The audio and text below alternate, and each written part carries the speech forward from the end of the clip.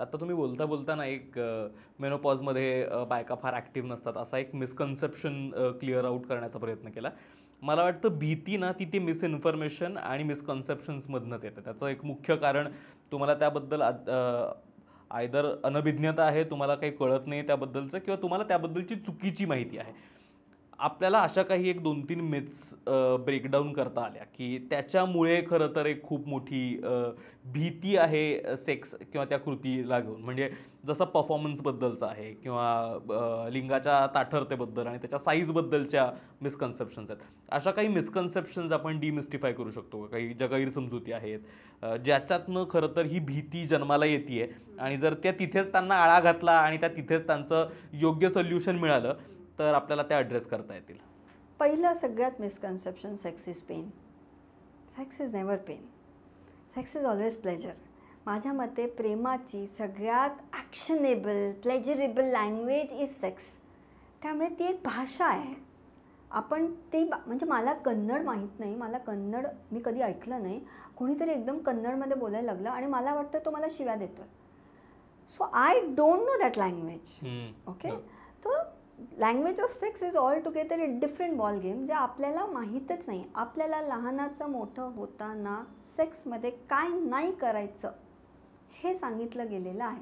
तर जेव्हा तुम्ही ऐकता तर त्याला पीस ऑफ इन्फॉर्मेशन म्हणून, आणि महत्त्वाचं ह्याला आम्ही आमच्या NLP भाषेत म्हणतो डिसोसिएट होऊन, ती माहिती डिसोसिएट होऊन कन्झ्युम घेतली पाहिजे. ती माहिती you just can't be associated into that information. माहितीला आपण नाही थांबू शकत, मिसइन्फॉर्मेशनला आपण नाही थांबू शकत. कोणी काही, आता ही चर्चा चालली आहे, मध्येच कोणीतरी पटकन सेक्सचं काहीतरी बोललं, तर ही इन्फॉर्मेशन आल्यानंतर the first important thing is you B dissociated. स्वतःला वेगळं करायचं. हां, हे खूप गरजेचं आहे. अगदी तू जसं हात केलंस ना, ते खूप गरजेचं आहे. ही माहिती आहे, ही माहिती मी इथं ठेवली, हे मी आणि माझं नातं आहे. If that information gets into a relationship, म्हणजे तुम्ही तेवढे असोसिएट झाला त्याच्यामध्ये, तर खूप प्रॉब्लेम होतो. That is first thing. Second thing, जेव्हा तुम्ही एका नात्यात आहात तर ह्या गोष्टींच्या प्लीज कॉमन बैठकी नका बसवू. Because if you are doing that, कारण असं असतं ना, मग घरच्यांना तर घेतलंच पाहिजे याच्यामध्ये. घरच्यांना घेतल्याशिवाय हे मॅटर कसे सॉल्व्ह होणार. तर हे सगळ्यात मोठं मिथ आहे की सेक्स एका कपलमध्ये जर प्रॉब्लेम असेल तर ते घरचे सॉल्व्ह करू शकतात. ते घरचे नाही सॉल्व्ह करू शकत. आणि सगळ्यात मोठं मिथ, सेक्स हे प्रत्येकाला जमतं.